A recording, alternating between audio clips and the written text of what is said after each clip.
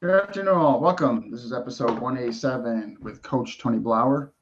Coach is exchanging his shirt, and as soon as he gets back, we're to get started. I'm assuming that maybe it sounds like his phone. So when you begin watching, tell us where you're watching from, and smash that like button.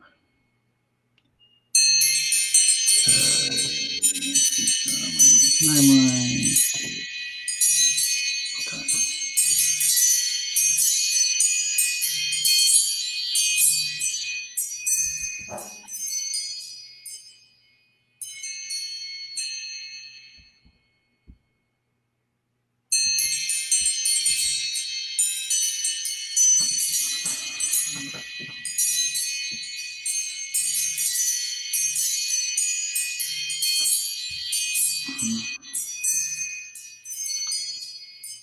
Folks are just jumping in. Coach Tony is changing his shirt from his morning workout. So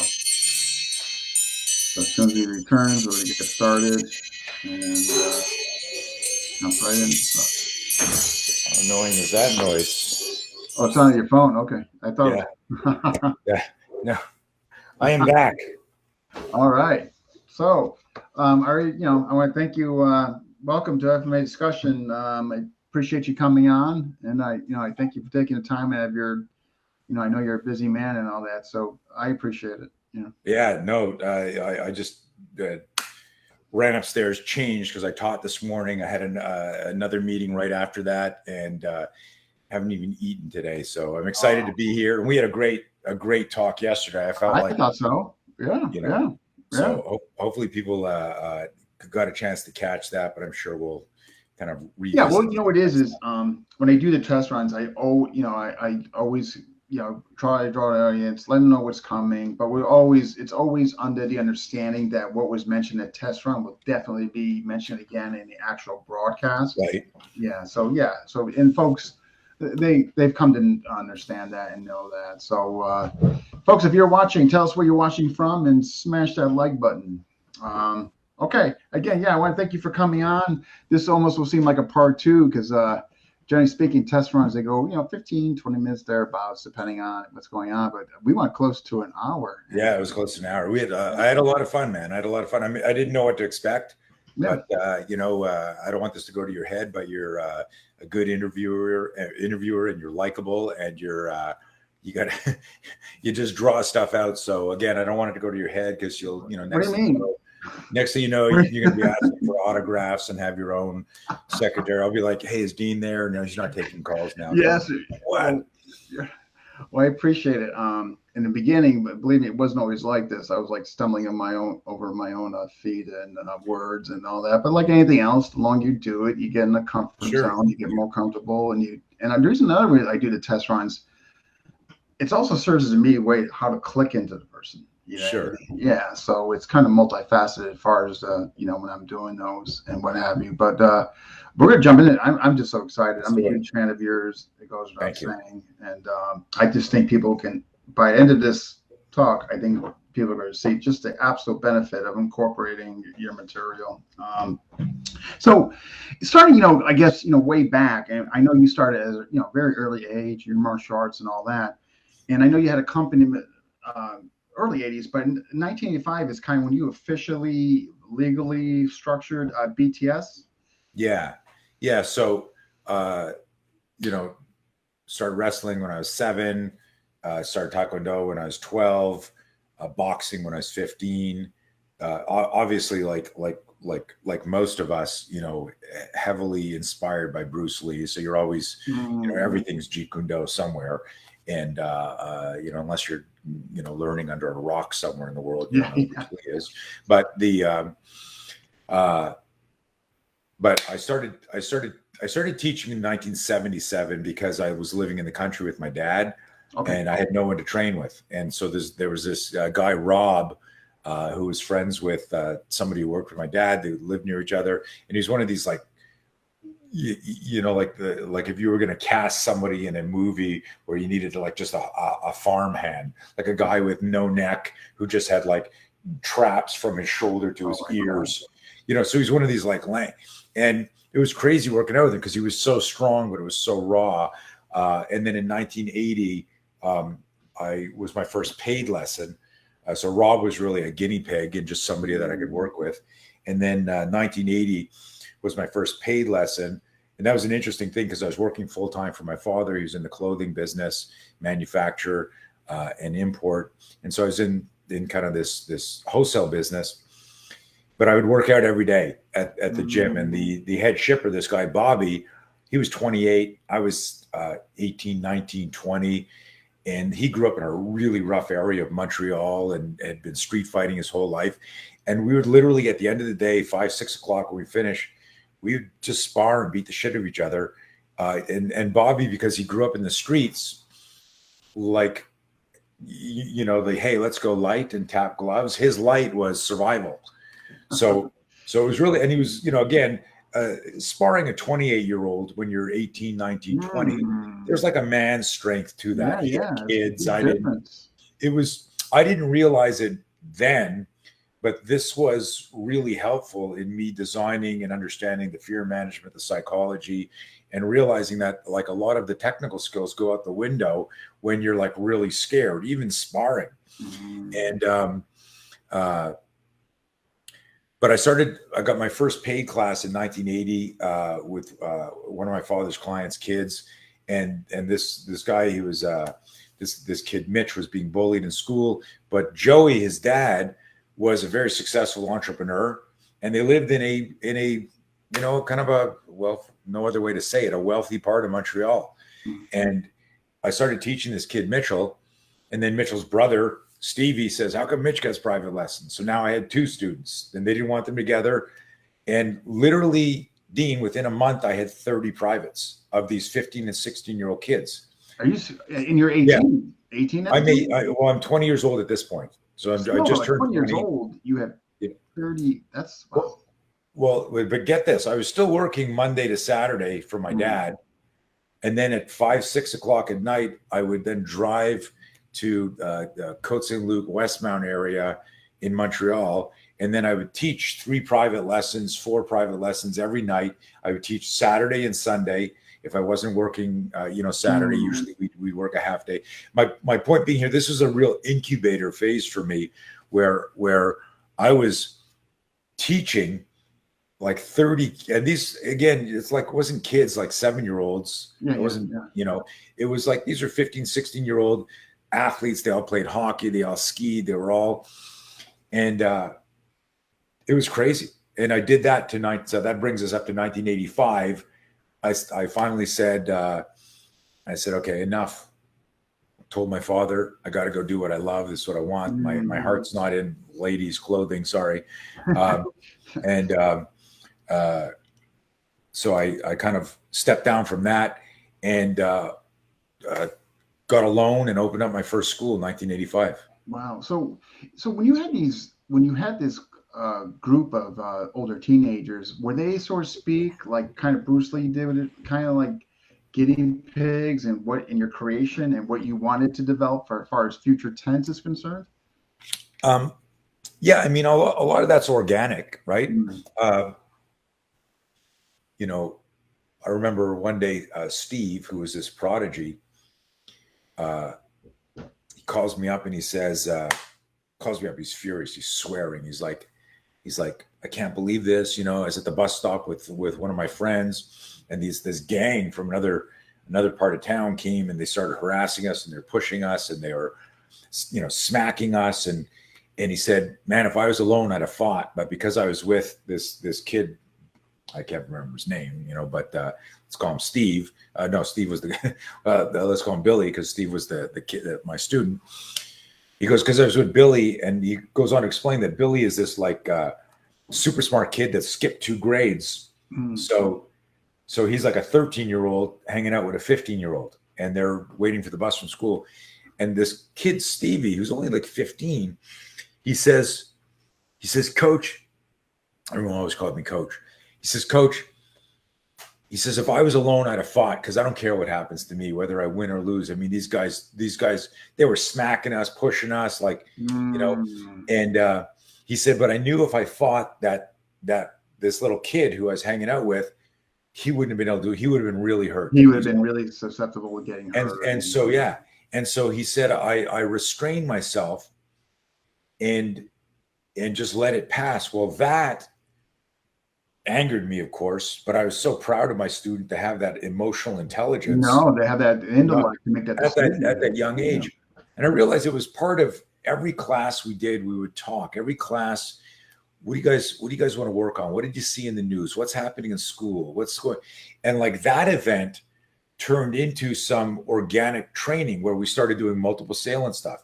And years later, when excuse me, when we did our first video series with Panther Productions in San Clemente, California, you know, one of the drills that we did was a multiple assailant drill where you're surrounded by a bunch of people. They're swearing at you, they're pushing you, they're smacking you, and you're not allowed to throw anything. It was a self-restraint drill. It was a drill where you had to go, there may be a situation where I'm going to have to be temporarily humiliated, embarrassed, manage my anger, manage my fear, and not do anything physical. Like like really stretching the emotional, psychological. Yeah, that's, you know, can't be easy. Yeah. But my point being is like that was that drill, which we ended up doing. Like that was one of our classic drills when we would do force on force scenarios. That drill was inspired by a real event. So that's what I'm saying is like they were my guinea pigs. It was the incubator, but it was very interdependent. It wasn't like me going, you know, guys, this is what happens all the time. It was like, hey, okay. If something happened in the news, let's look at it. Let's see if we can problem solve. And that's wow. We got some folks here watching. We got Emmanuel from France, Felix from Texas. We got John Kelly. We got him from good old tax state of Connecticut. And we got Jimmy Williams. All right, folks, if you're watching, tell us where you're watching from and smash that like button. So we're gonna jump ahead to 1985 when you actually legalized, you formed BTS.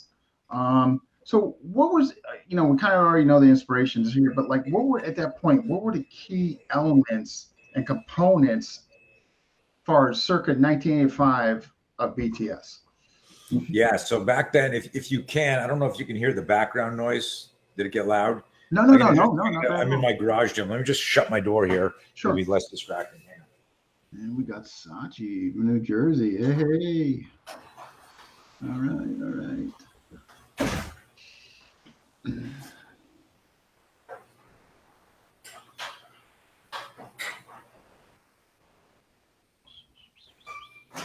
Folks are just jumping in. We just didn't miss much. We're just getting into when he legalized BTS. So we're just getting into the heart of it now.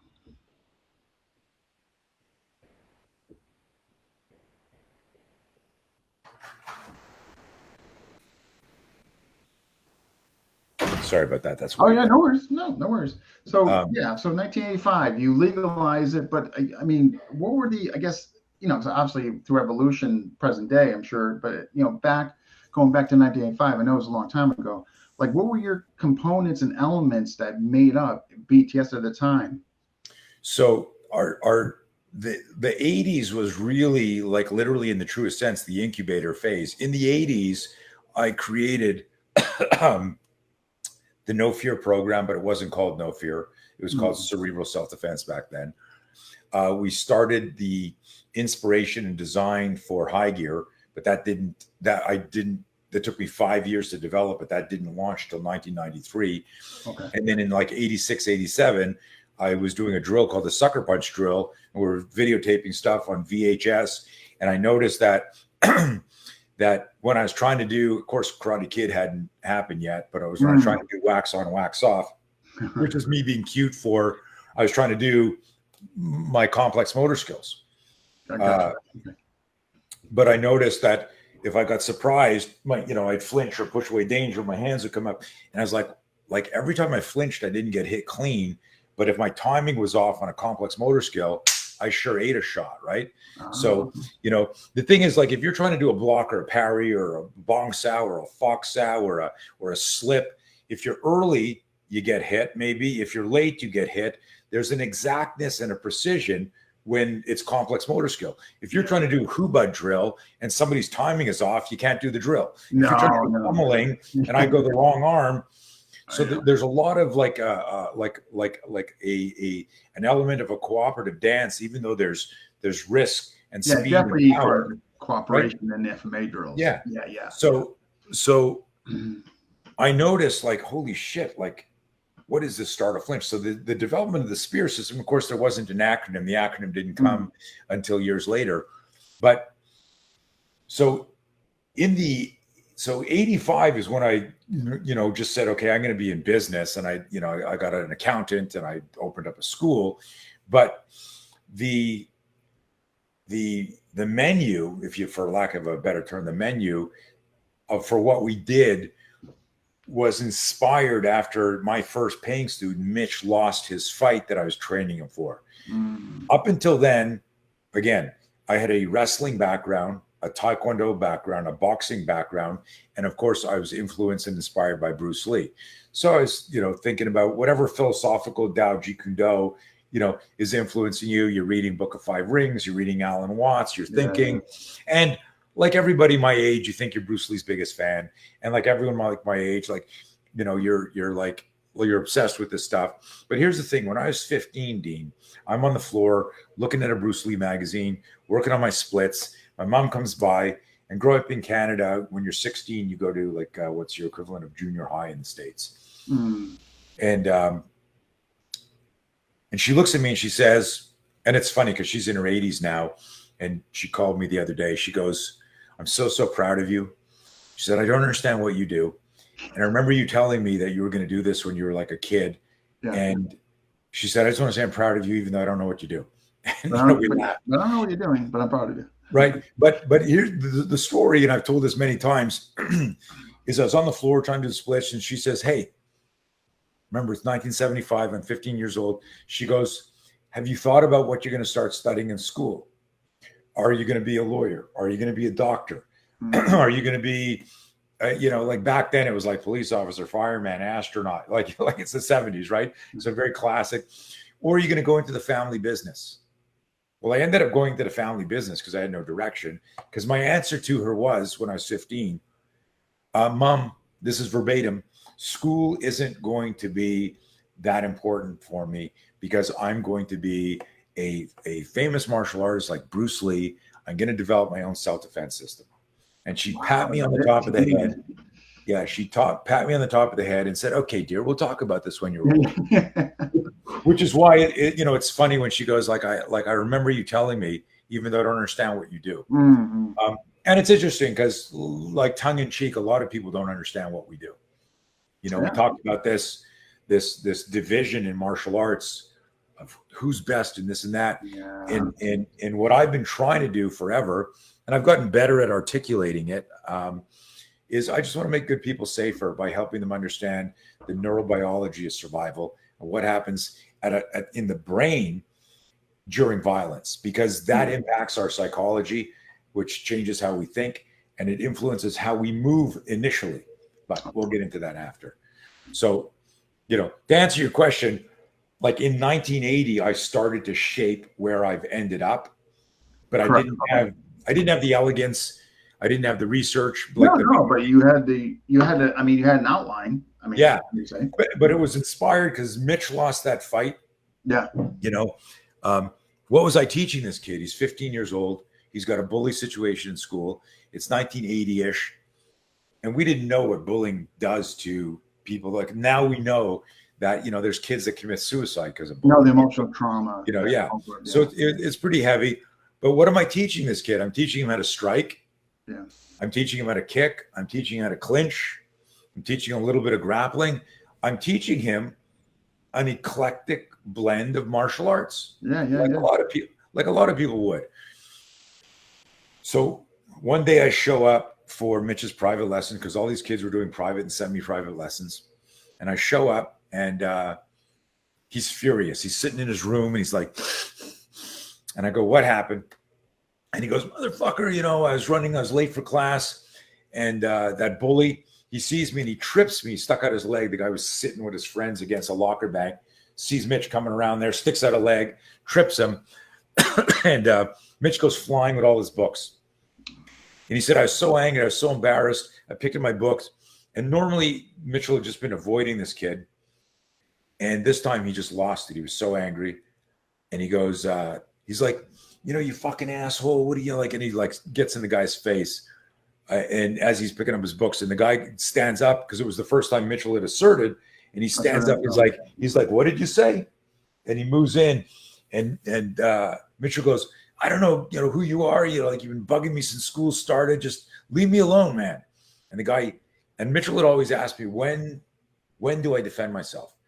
And I said, when you're in physical danger. Until then, it only been verbal. Correct. So now the guy goes like this, what are you going to do about it? And he shoves him. And so Mitchell, in his emotional state, took that hit as it's gone physical. And he stands there and he grabs the guy and slams him against the locker bank. And he's telling me this. He said he shoved me. So I grabbed him and I shoved him back against the locker bank. And I screamed, leave me alone. And then Mitchell stops telling me the story. And I'm like, and he goes, he dropped me with a left hook. And I said, Dean, I look at him, I go, what do you mean he dropped you with a left hook? What, why didn't you do anything? Why didn't you, again, there was no Karate Kid. So I go, why didn't you block? Why didn't you parry? Why didn't you check it? Why didn't you counter? And he looks at me, Dean, and he goes like this. He looks up and away and he goes, well, I was holding him with one hand. And he said, oh, I had my school books in my other hand. Okay. So think about this. If you had to box somebody after this interview and I said, you got to hold the guy with one hand and you got to hold your books in the other hand, how soon till he gets to punch you in the face? It's right away. Right. So, but when that happened, something very special happened that changed my path as a self-defense coach. When that happened, and I described this in hundreds of interviews, it was like the God of self-defense hit me with a lightning bolt. And I said, oh my God, we teach self-defense wrong. And I said, we collectively in the most benevolent way. I went, we are teaching complex motor skills, whether it's FMA, whether it's jiu-jitsu, whether it's boxing. We're teaching the movements of the movement. We're teaching movement patterns. And then we pressure test it by sparring. Correct. But when the real event happened in the street, Mitch was unbalanced emotionally and psychologically first. That reactive response made him make a technical error of grabbing somebody, not realizing that he had also compromised his other blocking and striking tool because he was in school with the school books. Yeah. When we train in a dojo or in a karate school or in a kung fu school or your backyard, we do things like this. I saw you training in the backyard. If you're over at a friend's house, you're going, hey, you have a dog, man. Is there any dog shit here? Like you make sure you're not going to step in dog shit. We make sure, hey guys, be careful. There's broken glass here. In the street, you don't have the luxury of doing that. No. So there's a lot of emotional factors. And this is what I realized right away. I had trained Mitchell for self-defense using sparring modalities as a template for his instruct. I gotcha. Yeah. What I didn't do is say, here's a scenario. So I position and frame context. Then I didn't say, what's the fight before the fight? What does that mean? The fight before the fight. Well, let's say I go, Dean, you and I are fighting. And you go, what about? And I'm already going, I'm going to sucker punch this guy when I get close. And I go, you know what we're fighting about, man. Fuck you. And you're going, hey, Tony, I don't.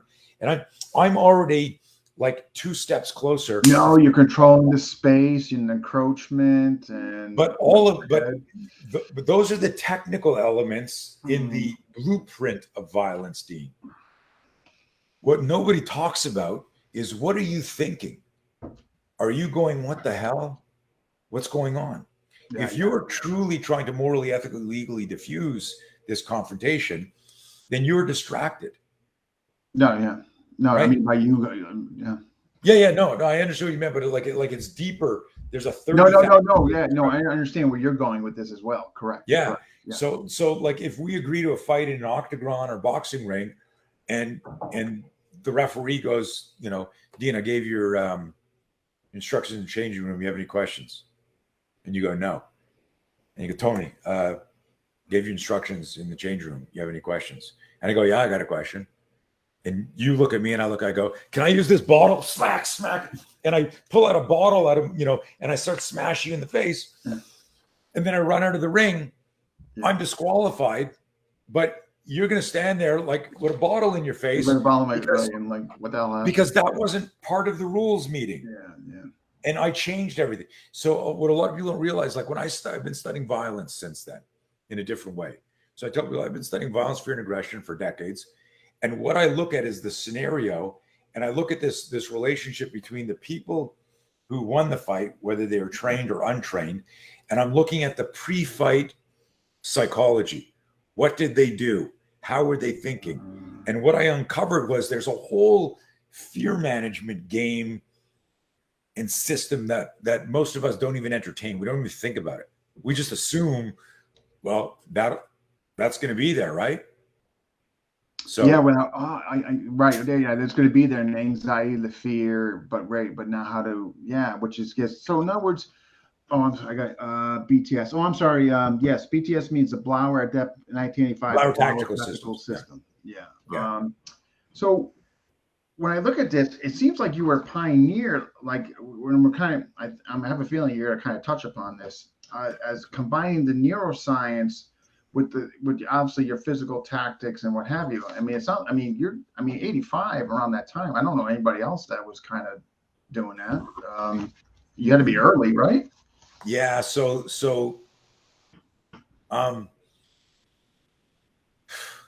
the scenario training we started doing in 1980.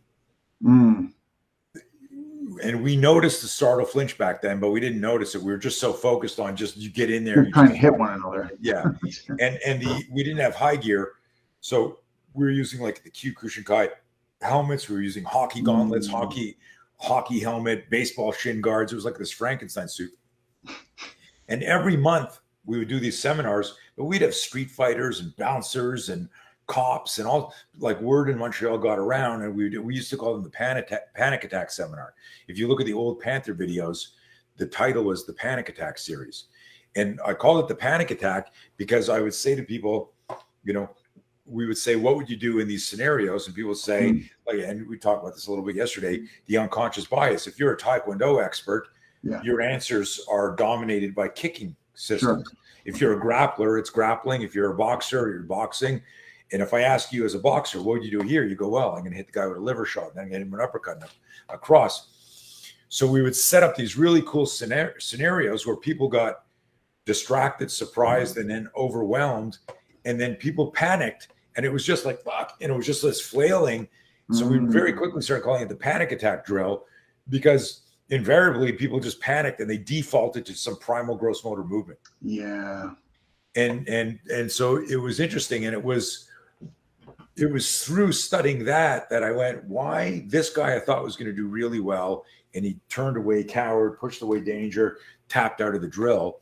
But like he's been in 100 street fights and he works at this club. And I started realizing that a lot of people are good at starting fights, but they're not really good at de-escalating and diffusing fights. They're not good when they're stepping into the ambush. So interesting. Very subtle, right? So if I'm a doorman, there's some famous doormen who go like, I've been in 200 fights, 400 fights. Well, the doorman can be very skilled and very tough, but a doorman is like a sniper on a SWAT team.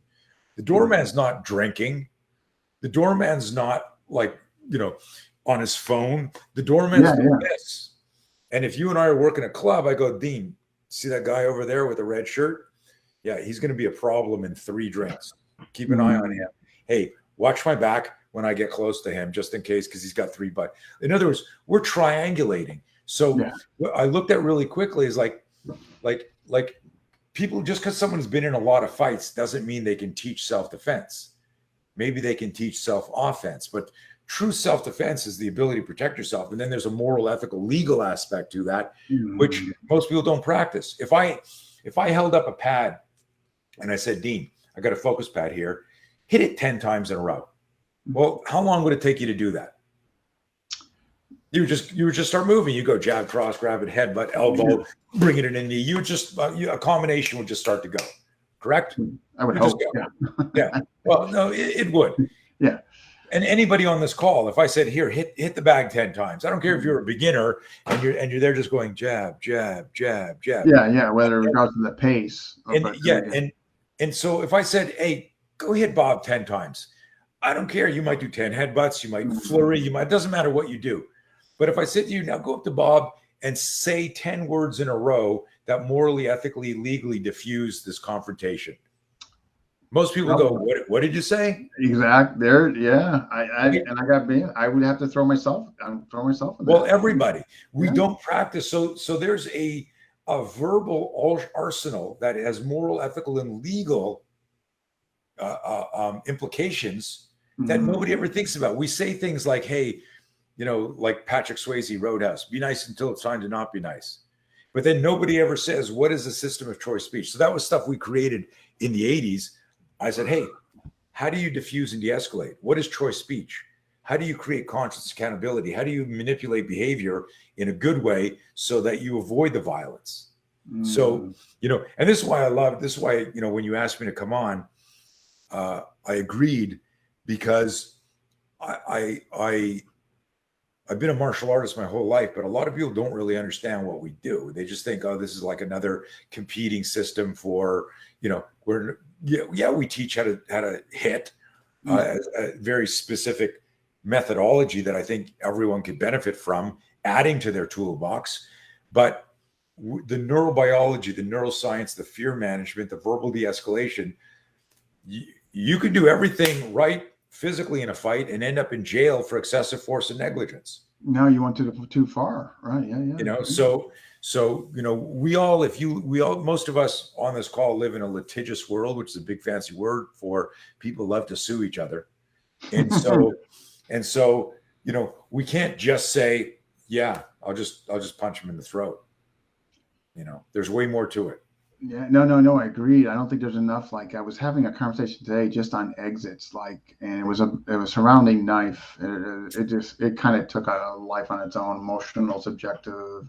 But one of the aspects that came out of it was like, kind of, paralleling what you're saying is like, yeah, I mean, you can't, like, how about an exit? How about maybe you just flick at the guy to create an exit? Obviously you can't go and do a body template on somebody, or you're the one's going to end up being tried. You know what I mean? Listen, a lot of guys, this is going to be a little controversial, but a lot of people are, without understanding context, are teaching people how to murder people.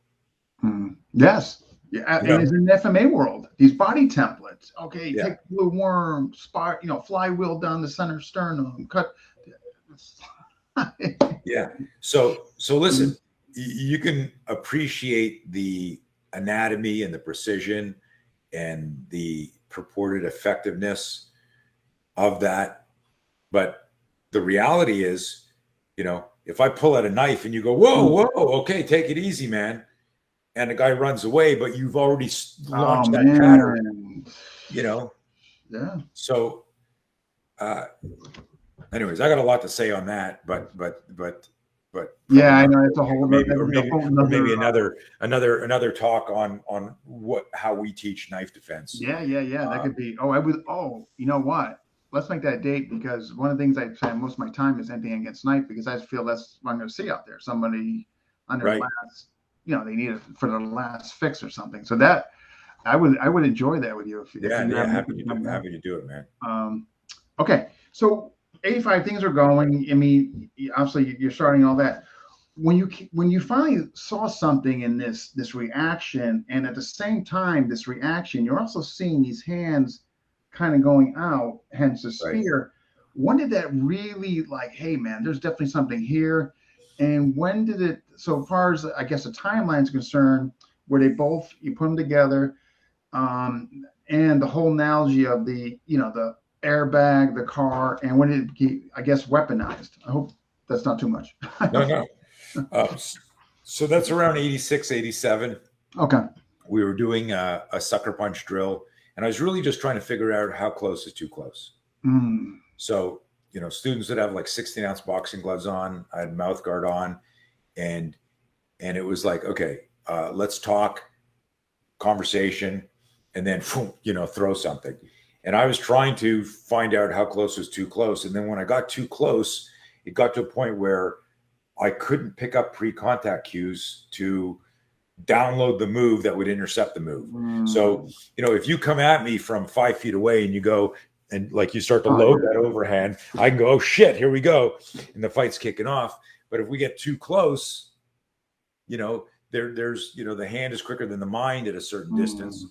And but what got me out of danger was like the startle flinch. And I was like, what is that? Because it had never occurred to me to trust my body that way. In fact, what we do as martial artists is we try to create what everyone calls muscle memory, but I don't believe in the term. I don't use the term. It's neural patterns. If there's no awareness, you have no chance. You don't have muscle memory. Your muscles don't do stuff.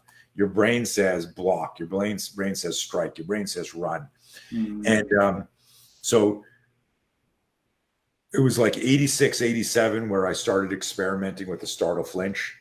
And then I realized this is really fast. There's something really interesting here. And then I started incorporating it into basic self-defense. So it was all organic. It was so organic. Like, for example, today I was teaching, I teach live in what's called my garage gym 5 days a week. And Fridays are public safety, law enforcement, emergency services class. And I was explaining to them, if somebody grabs your throat, we're taught things like hand comes up, sweep the arm, box the ear, gouge the eyes, come up here, grab the hand, do that. But if I come in and go, whap, and I grab your throat really fast, guess what you do, Dean? You wouldn't do any complex motor skill. You go, whoa, you would grab somebody's hands. Think about a time that a buddy of yours went to goose you in the groin. Yeah, your hand went down to your. You didn't go and do a back fist. No. You were like, whoa, dude. And so I started to notice from the flinch that our mind moved our hands at breakneck accurate speeds at a non-conscious level. Non-conscious is operative. Here's an interesting thing for all you listeners.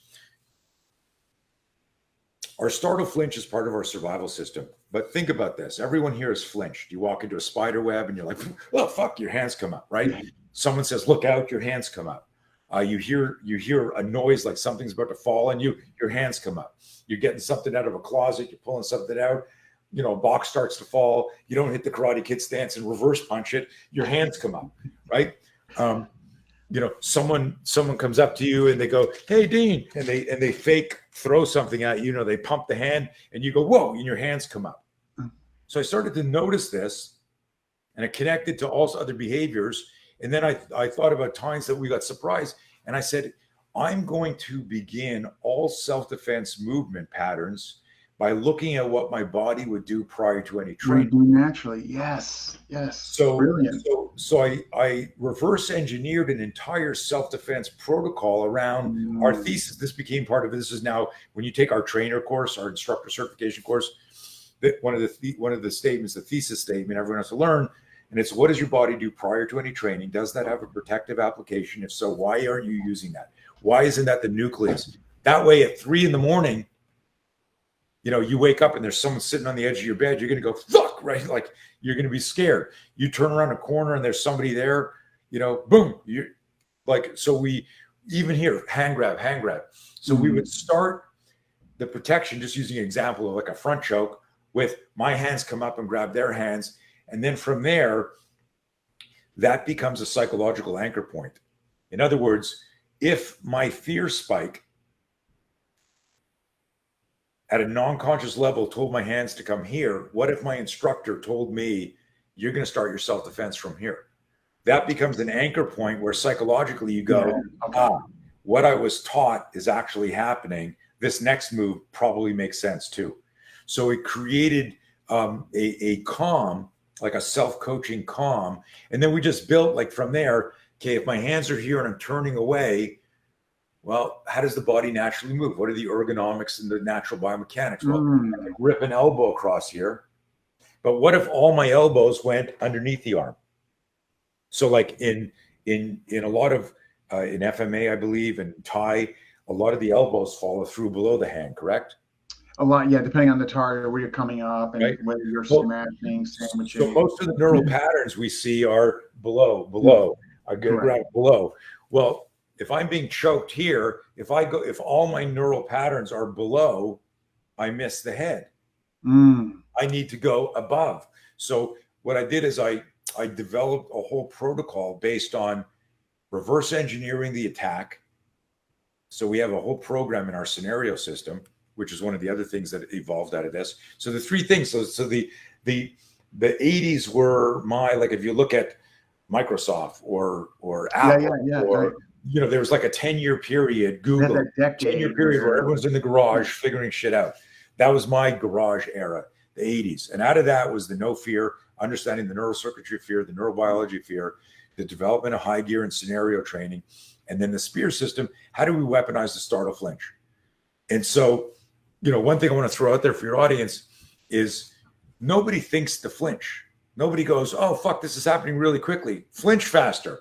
Like you don't, it's just those hands come up. Yeah. Now, so what we did is we took the kinetic energy of the startle flinch, and then we started to look at how can we shape this movement into something protective. And this became and morphed into my airbag metaphor, that our startle flinch is the equivalent of a personal organic airbag. But it's even better than the cool airbag in your car, because our airbag doesn't require impact to deploy. Think about that, right? You go to threaten me. If you don't hit me, my hands pump. So you need to be, your car needs to be hit for the airbag to deploy. The accident's already happened. So you may be able to intercept it if you understand how to move this. So it was pretty amazing. But all of that stuff was organic. When Mitch lost his fight, I immediately looked at him and I said, are those your school books there? And he's like, yeah. I said, grab them, grab me like you grabbed him, and show me what happened. And we started reverse engineering that. And I was going, okay, you had him here like this. The books were here. And even there, I never realized it until hyper analyzing it years later that Mitchell did the first startle flinch ever, not realizing it. But because he grabbed the guy on his right shoulder, when you flinch, you contract. So if you've got something in your hands, you'll hold on to it tight, but there'll be a micro flinch. And if the arms are free, the cross extensor reflex rotates. So that's why you see, if you look at pictures, you always see people rotating away. And if they have something in their hand, it stays in one hand. So there's a contraction and this rotation. So because Mitchell grabbed him with his left hand, and he grabbed him, if I do it on Bob, and he grabbed him on his right side like this, when this guy cracked the left hook, Mitchell went like this. But because he was holding, he indexed him on the right, he actually assisted in the acceleration because he was pushing him to the right. Okay. Had he accidentally grabbed him here and flinched, that might have lessened the impact. He still would have been hit. He still would have been hit because, but this is the shit that keeps me up at night. So I'm not passionate about this stuff. I'm fucking obsessed with it.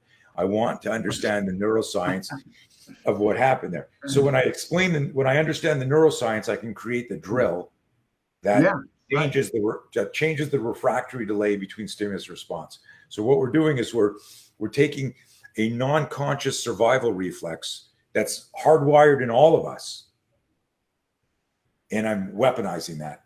And that becomes that language when we say the spear system is a bridge to your next move. So whoever's on this call, if you're FMA, if you're Thai, if you're jiu-jitsu, if you're boxing, the reality is you're not your style at an ATM. You're not your style at a gas station. You're not your style when you turn at the bar and you're like this and you've got a drink and a guy goes, hey, motherfucker, and the fight's going to start and you're like, oh, shit.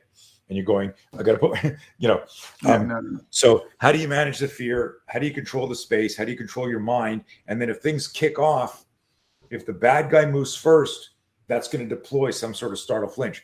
The more you know about this, the faster you can clear it and get back in the fight. In that case, spear, like an airbag, becomes a bridge to whatever complex motor skill system you've been training in. No, 100%. Yeah, which we're going to get to and all that. So with all this going on, which is all fascinating, by the way, you at the same time two other things were happening: the high gear and the no fear program. Let's tackle the high gear. Like, what made you wanted? Like, I know because you alluded to the Frankenstein. Like, you had some different sports stuff. Like, you might have had a hockey helmet on, you had a shin guard from baseball, and all this.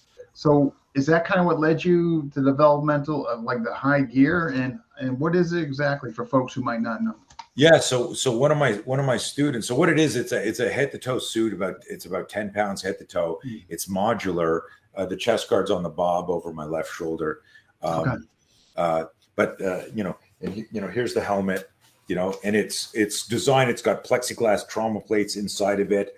It's very low profile, so when it hits you, it'll actually hit your nose and maybe if you got a big nose, your eyes will water. But this is all stress inoculation. It was deliberately, intentionally designed like that. But you can grapple in it. If you go to my website, and I'll send you some links we can post after. If you go to my website, I have them. Yeah. You can see it in action. There's MMA demos. I've had, Randy Couture has like 10 of them at Extreme Couture. Oh, no kidding. Wow.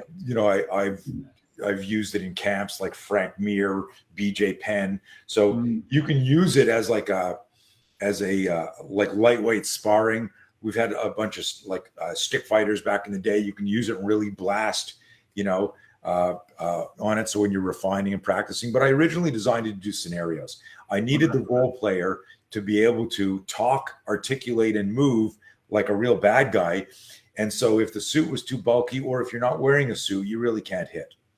So here we could actually practice headbutts and elbows and do it at real speed with real impact, but you're not going to bust somebody's nose. You're not going to cut somebody open. So I designed it really because I'd been doing 10 years of scenarios every month, thousands and thousands of reps of scenarios with people, like of all different shapes, sizes, backgrounds. We have eventually it got so popular that we got rape victims. Dean, you disappeared. Oh crap! Dean disappeared, and I popped in. Crap. That's fantastic. Let me. I'm going to start talking to you. What's your name? My name's Julius. I'm one of the guys who run FMA discussion. Continue.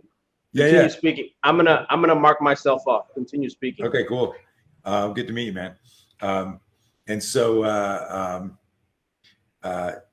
somehow we lost Dean, but I'll keep talking. Hopefully, I'm still live, and I'm not just talking to. It says we're live here.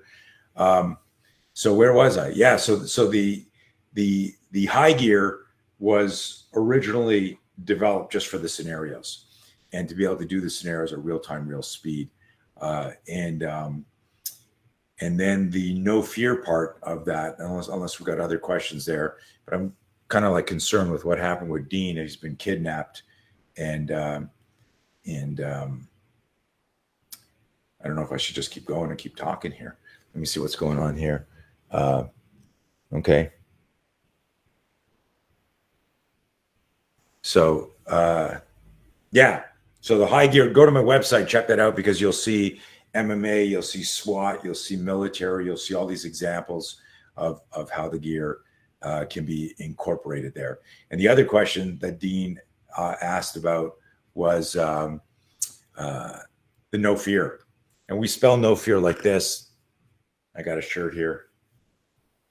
No fear is spelled K-N-O-W. K-N-O-W. Hang on one sec, guys. Let me see if Dean is trying to reach me here.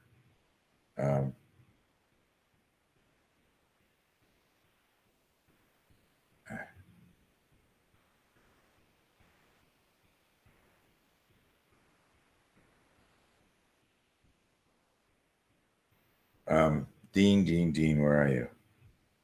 I'm going to look and see if there's any questions. But the no fear program evolved out of the cerebral self-defense program. That was the fear management system that I developed in the 80s. One of the things that I noticed in the 80s was that we would have, in the seminars, we would have victims of sexual assault. We'd have, like I said earlier, doormen, martial artists from all different styles, and they would come in to kind of test themselves.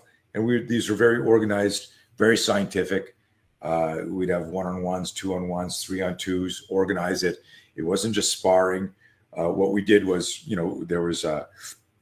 we'd create a scenario and we'd say your dialogue has to be congruent with the scenario, and everyone had a moral, ethical, legal obligation to try and diffuse and avoid the confrontation. And at some point it would kick off. And it was fascinating to watch. And what happened was sometimes people who I thought had a lot of experience, they'd freak out. The fear would overwhelm them. So I started to put together, as part of the talk, because I didn't want anyone to ever get injured, and I didn't want anyone to have an emotional scar of like not being able to get through this. I started doing these talks on fear, and that eventually evolved into what is now today the No Fear program. So there's the 3 things here. Let me check some of the comments here. I have no idea where Dean disappeared to. Says host has joined. Dean, are you around? Can you hear? Okay, Vaughn says, question, how vast or close have the scenes changed starting from the 80s to now? Is there a shift in trend that you see, and how to adjust? Good question here. Let me think about that.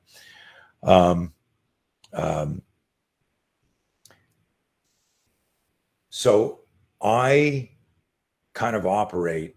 So my question to how things have changed since the 80s to now. For me, nothing has changed, because when Mitch lost that fight in 1980, my directive became very, very specific. I had a vision. I want to make the world safer. I abhor violence. I really do. It's why I focus so much on the fear and the avoidance. I tell people, like, I don't teach people how to fight. I teach people how to not fight. And the fastest way and the most effective way to teaching somebody how to avoid violence is to be very good at it. And in other words, if you understand how to manage it, as long as you're teaching the psychological principles of self-control, de-escalation, and you're blending that with, again, the moral, ethical, legal understanding of what's going on, then like that de-escalation avoidance is a true option. So what have I seen as far as changes? Because I was operating in like with a singular sniper sharp focus on what I was doing, for me, nothing's changed. In terms of the industry, everybody does some sort of reality-based self-defense training right now, right? There's still traditional martial arts, but a lot of things are now, street. So that's the real change. Where back in the 80s, it was still like the kickboxing area, still June Rhee safety chops, was just getting out of that, So I don't know if that's what you were going for, man. But for me, nothing's changed other than about 20 years ago, neuroscience discovered a whole bunch of things about brain-based learning. There he is.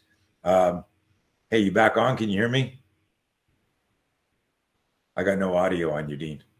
I don't know if you can hear me. Nope, he's gone.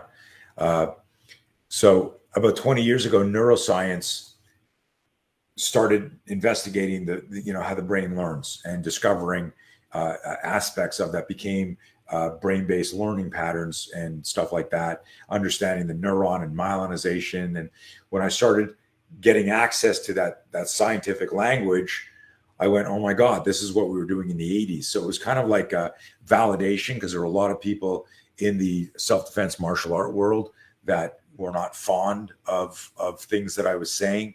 And nothing I said back then is untrue. Maybe I could have said them more politely, but I was 20 years old. I'm 61 now. So, what's really changed is probably my bedside manner and the accuracy of the language. Dean, you back? Have we got you? No, I still got no audio on Dean. Vaughn, hopefully that helped you out. Emmanuel's asking, I was wondering if your flinch work gets more specific or changes with different platforms. Yeah, so there's 2 levels with that. One is the start of flinch is the start of flinch. If I've got a long gun in my hand, so most of my work is with military law enforcement, public safety professionals, mental health professionals. So scenarios are different. So if I'm working with EMS, they got the Hippocratic predisposition to try and help somebody. You're trying to help somebody. You're also not thinking, I'm going to fight this person. So there's a disconnect. So the startle flinch for somebody in EMS is still the startle flinch at the neuroscientific level. It's still shit, right? But if I'm in there trying to like pack a wound or put a tourniquet on somebody and they wake up and take a swing at me because the last thing they remember is being in a fight, that EMS person still has to protect himself, right? If I got a SWAT guy, if he's got a long gun, he's moving through a house coming in and somebody jumps out, he's still going to flinch. But the fact that he's got his hands on a gun and he's got his weapon is slung to his body, it's going to restrict the nature of the flinch. So now the flinch is, oh shit, it's a micro movement that changes shot placement. So we do a lot of work with tier 1 operators and other people, and they all go through the startle flinch orientation, and all the training starts off empty hand first, so they understand what the move is, what the origin of it. So we have like our day one, we have a drill sequence called physiology before physicality, where we're teaching people what is the human weapon system, how does it move, what do you do, and then to recognize that when you're not on duty, this still applies. And then when you're engaged in a fight, you can still flinch, but the degree that you move and how fast you recover is going to be influenced by the type of fight you're in. So there's a lot of like boxers or MMA guys, they're moving like this, and then somebody surprises them and they flinch. There's a micro flinch here, the eyes are closed, they turn away, but because it's connected to this shoulder roll, they're right back in the fight, and you almost don't see it unless you know what to look for. There's a lot of times you'll see somebody fake up and come down, and you'll see a fighter go, and the hands will come out. You'll see fingers splayed outside 90, and then they turn that into, a sprawl, which is different than just the sprawl. If you know what to look for, you can see the micro flinch. So there's nuances if I'm working with a pro athlete or if I'm training people in self-defense. So, Dean, do we have your audio back yet, or you're still? Can you hear me, Dean? Because I got no audio on you from my side. Let me see. You can hear me. I'm just answering questions here, Dean. This is weird, man.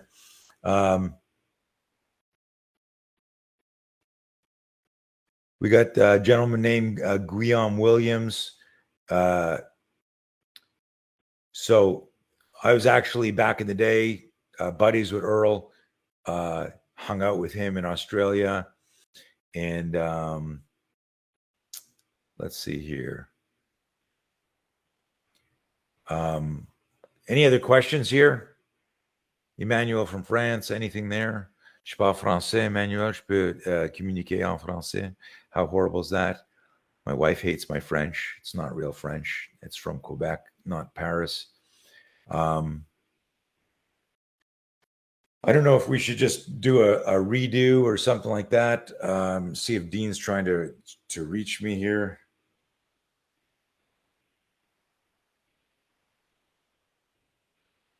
If you've got,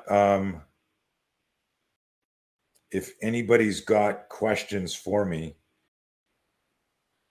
fire them away. I know Dean had a whole bunch of questions, but somehow we've lost him.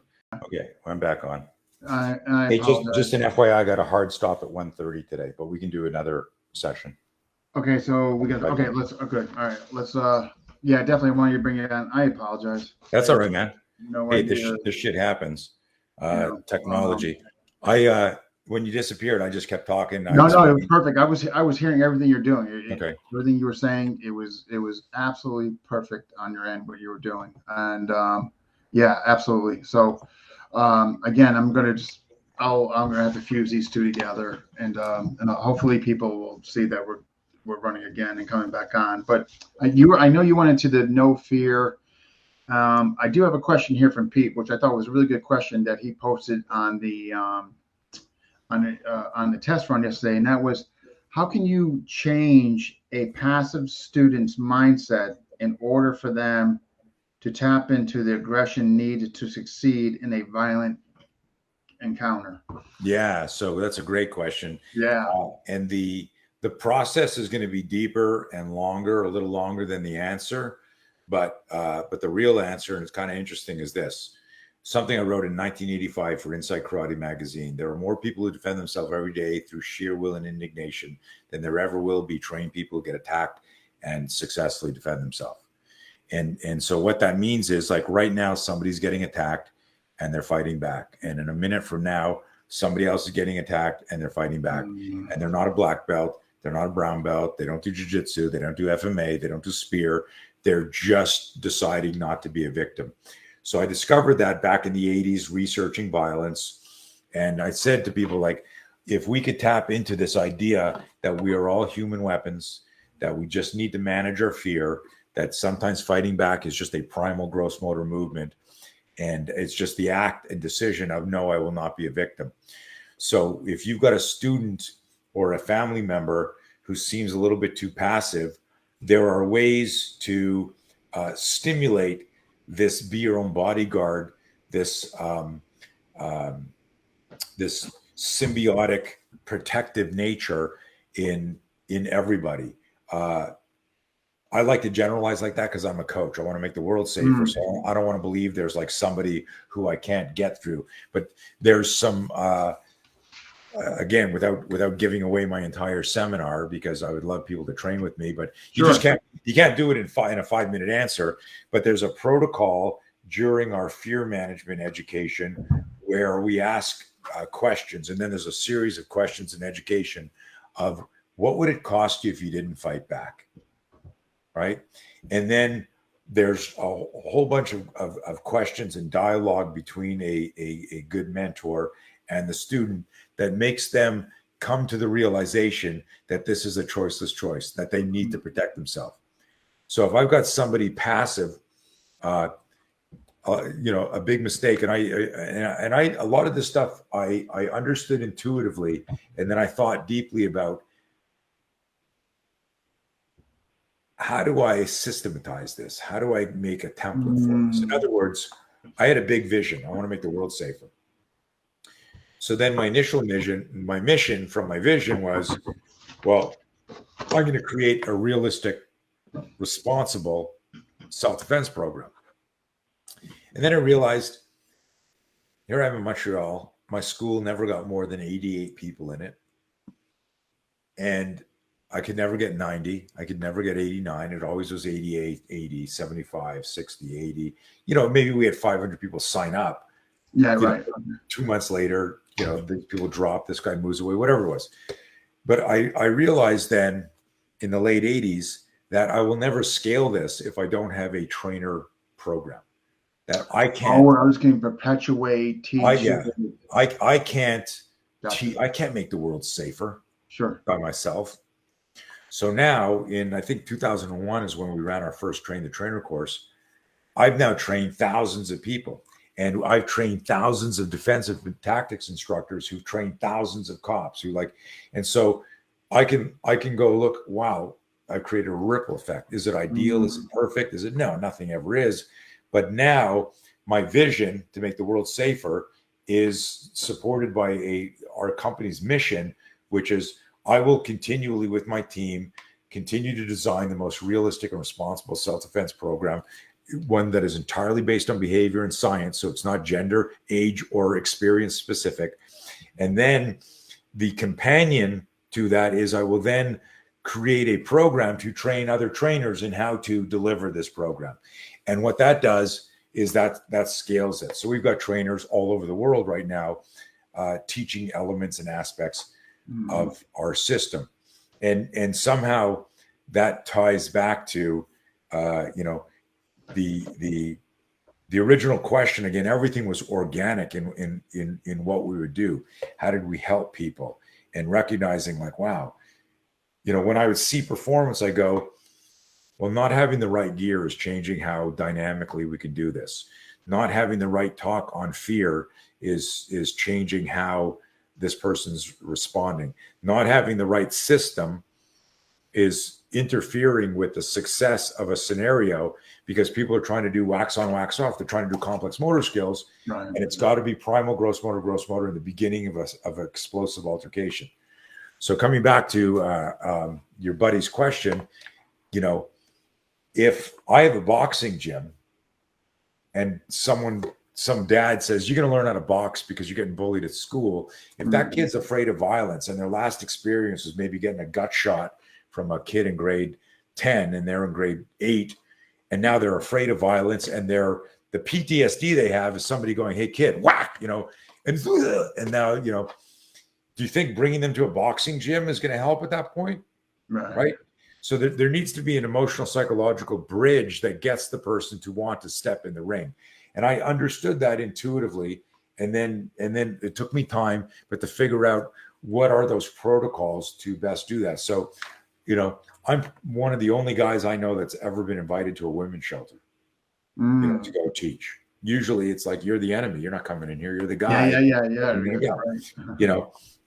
I've worked with nurses. I've worked with doctors. I've worked with therapists. I've worked with, and part of it is because I can explain the brain science and the language and the neuroscience. And, we started a new division, our company called Spear Care. And this is all for mental health and hospital workers. Oh, okay. Awesome. Yeah. And so what is that? Like,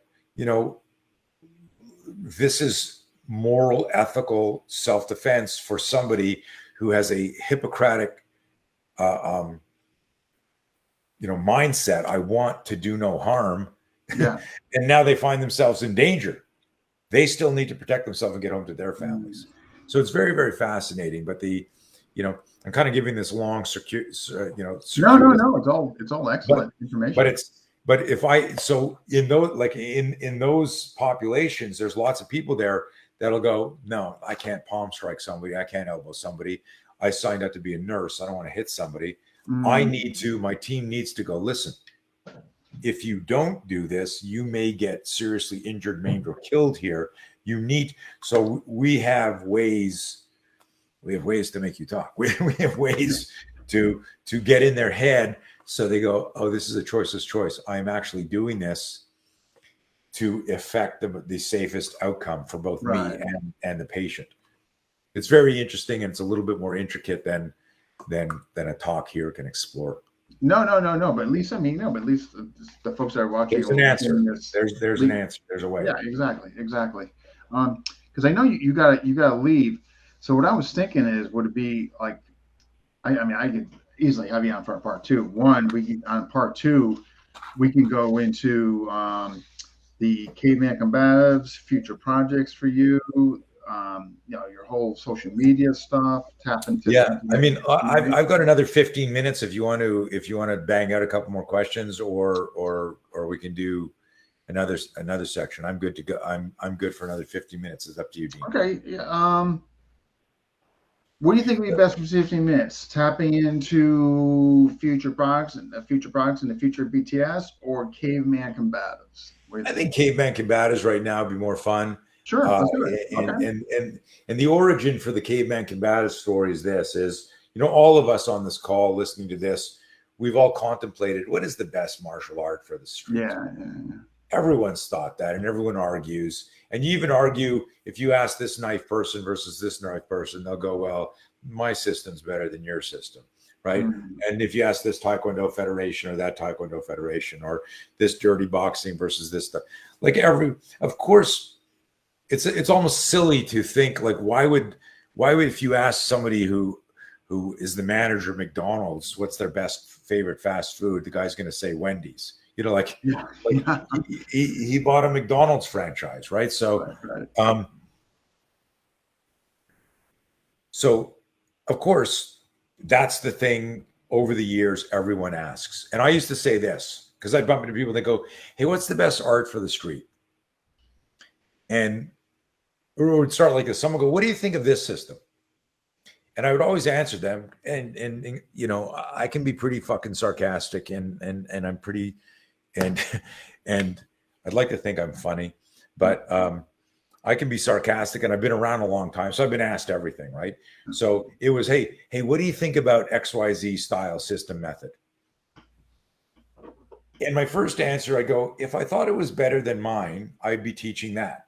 Yeah. Why would you ask me that? Then I would also add, I'd say, but I expect even the person that teaches that to answer the same way. It's like a silly question, you know? If you're married to somebody and I go, hey, what do you think of this woman here as your wife? You go like, and they're doing that like in front of your wife. It's like a silly question, right? It's a silly question. It's like, hey, I know you teach the spear, but what do you think of judo or wushu or tai chi or, and it's not just you guys, you know this, you've been around the martial art industry. So I go, listen, you got to know what you're asking, why you're asking. If I think somebody's really just needling, trolling, they get that answer. If I think that they're truly just like gathering research and they don't know, I'll go deeper and I'll go, what are you trying to do? It's almost like saying, any gun is better than no gun. I'm going, no. If you got a sniper rifle and you're in a close and you're fighting in your car, it doesn't matter that you got a sniper rifle in your car. You can't you can't move, right?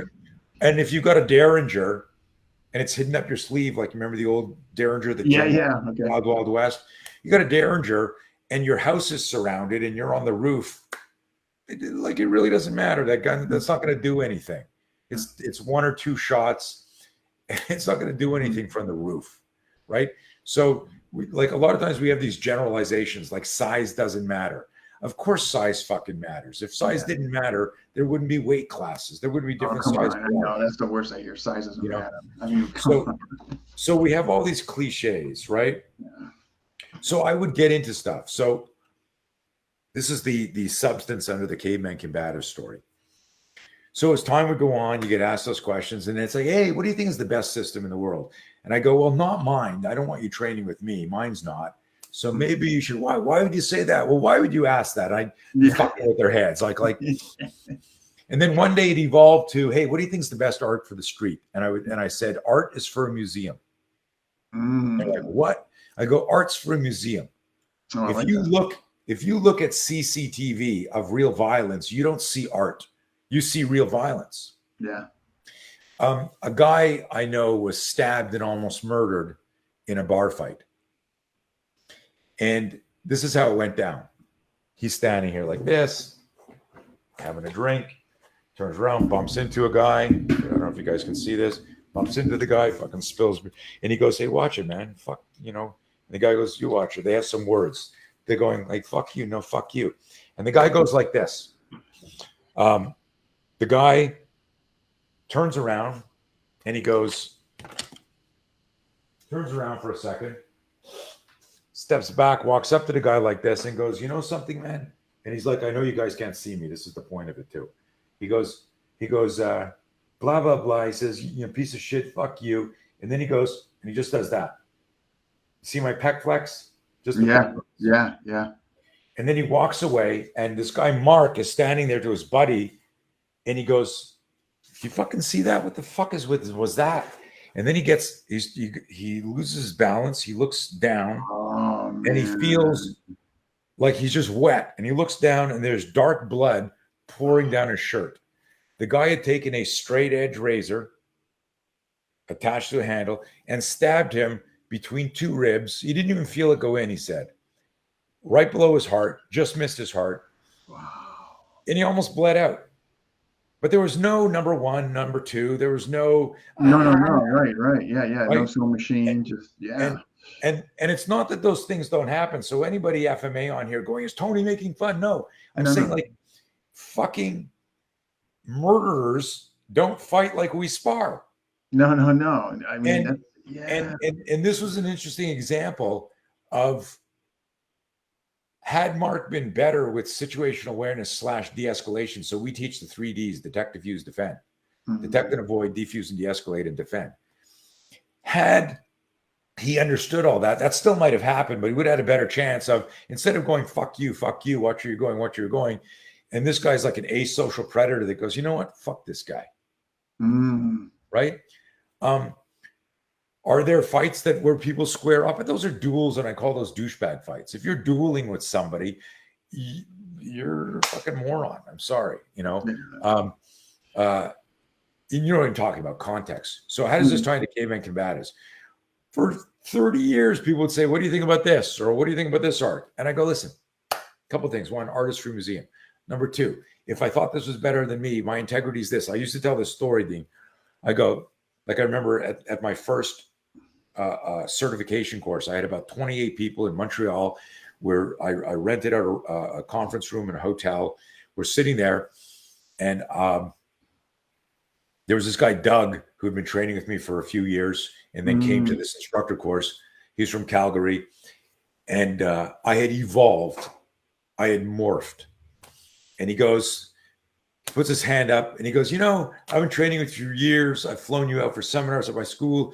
He says, like, you keep changing this. How am I going to get better if you keep changing this? And I looked at him, I said, Doug, am I changing it or is it getting better?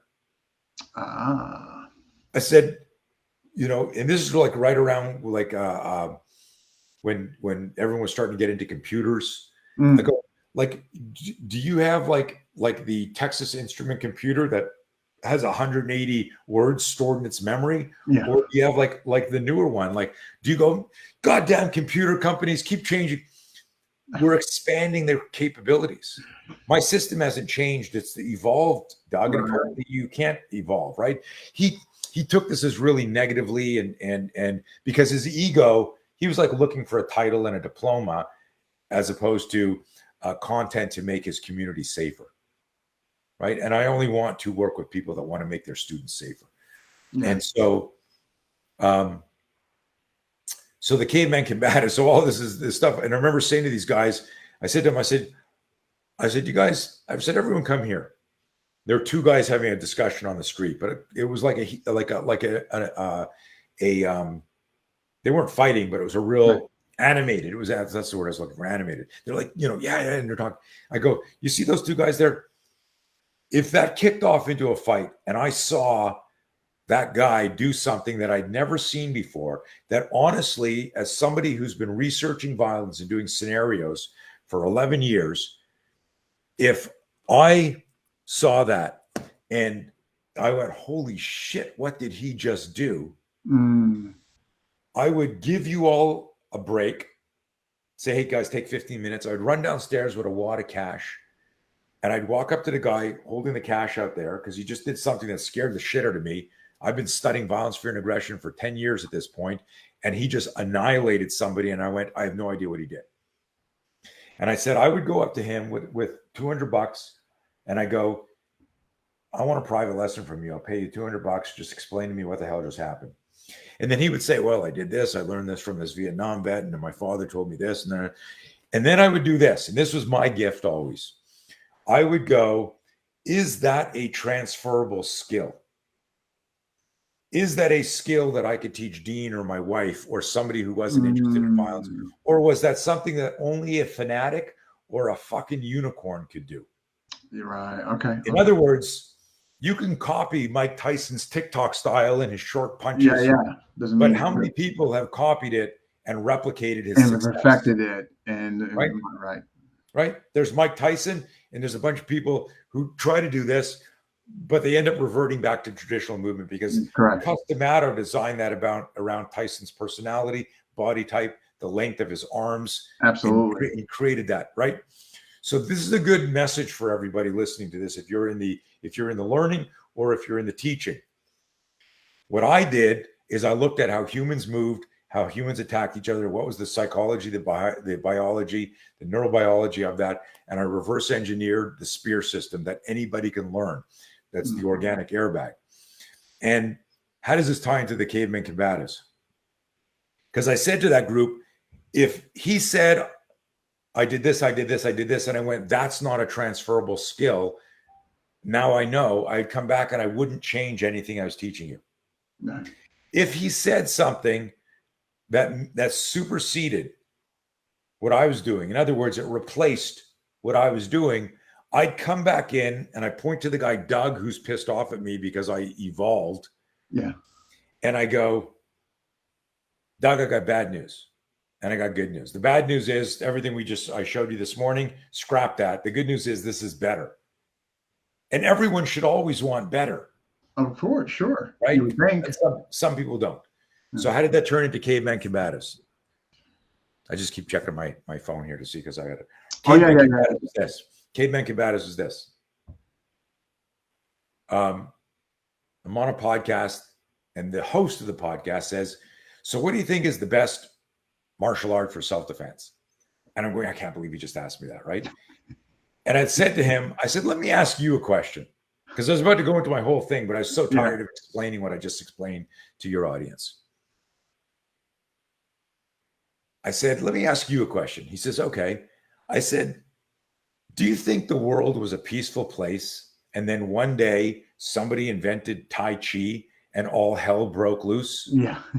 And he goes, what? I said, do you think like we were just hanging out? Hi, good day, good day, good day. And then somebody's in a field going, hey guys, check this out. Fucking reverse punches. And then we learned it, and then everybody started fighting. I go, no. I go, how did cavemen learn how to fight? And he goes, what? I go, how did cavemen fight? Cavemen fought. The first spear is 400,000 years old. Yeah. You know, how old are martial arts? Do you have any idea? First martial art? No, I wish I'd known. Yeah. So listen, throwing a rock at somebody. So obviously fighting had gotten organized, you know, like when people started colonizing and taking over cities. So like Rome, I think is 2.8 thousand years old. 2.8 or 3. And before that, you had Greece, right? Right, but it's not like 10,000 years before. No. Yeah. What I'm saying is like people fighting each other, going, "Hey, let's go in the courtyard and practice punching and kicking each other, and let's take this piece of wood and use it as a shield and fucking stab people." Like that's 4,000 years oldish. But the first spear, according to archaeologists, is 400,000 years old. Amazing. But it was used for hunting. Correct. So the movement of driving and of impaling an attack was first used against like giant animals. And so as I was saying this, Dean, this vivid vision of caveman, think Walking Dead. We're not fighting each other. We're a tribe. We're starving. We need each other for shelter. We need each other for heat. We need each other to, you know, Dean, you stay up tonight because there's these giant fucking wolves around us that are also hungry. And we've got rocks that we throw at things, and we got long pointy sticks. Exactly.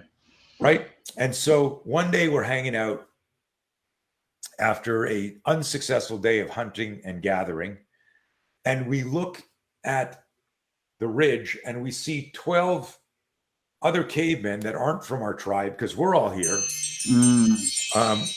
And they aren't from our tribe. And they also have long pointy sticks, and they're wearing pelts. It's called convergent evolution around the world around the same time. And this all took place 80 to 100,000 years ago. So literally 80 or 100,000 years before this is Sparta. Yeah. Cavemen had started analyzing how to move and fight. Yeah. And I hypothesize, I know I'm old, guys, but I'm not that old. I hypothesize that the first mano-a-mano fight was when another tribe said, those guys look like they've got food and they've got shelter. Let's go down there. And they probably didn't come in going, hey. Yeah, they weren't bowing. They were just like, right. They were coming in going, you know, and then all hell broke out. And how did the first fight happen? It was primal gross motor. Somebody came running at me with a spear, and I went, fuck. Right. And that went through my hand, and I grabbed the guy, and then I picked up a rock, and I'm thinking of the movement of a rock. Or I'm going, slam. What is this? A rock. Let me take the same motion. Here's this rock. Slam. Right. That rock is a palm strike. That picking up a stick and going slam, right, is a push away danger. That's the spear action. All of these move. So I started thinking about this, and this happened so fast. And why did it happen so fast? Because I'd been studying it and analyzing it for 30 plus years. Yeah, for all those I got asked the question. And all of a sudden I went, oh my God. After caveman hunting and gathering school, Was there like caveman karate and kung fu cave? Did I go, kids, good day at the hunting and gathering? Now, mom and dad need to do our books. So, we're going to send you to caveman kung fu. Like, there was no, people just fought instinctively. They used grit. They used fear management. And the joke we always make, like, oh, the spirit system's so easy, even a caveman could do it, right? So the idea here is that these movement patterns that I've refined, I say, you are a human weapon. This is part of your DNA. This is how your ancestors fought. They pushed away danger. They grabbed shit. They impaled. They smashing somebody with a rock is a quarter extremity movement. This movement here, so this bob weighs a lot. Again, listen to this, right? That's a water base. Yeah. If I'm here like this, I think I did this demo yesterday. With a punch. If I stand here and go and nail it with a reverse punch, right, and I'm hitting it, like those are good shots, right, to the sternum. But look at the impact it's making. But if I go, right, the power, the quarter extremity movement. If I hit you under the fucking chin like that, I'm going to turn you into a Pez dispenser. Yeah. Right. Boom. Head goes up. So I figured out a way to create this explosive energy, and it's triggered by the kinetic energy of the startle flinch, where that lock and loads it. And it's all predicated on this fun story of how did cavemen defend themselves against wild animals and other tribes? And so that's kind of the origin story of like caveman combatives in this hypothetical visual is the first martial art.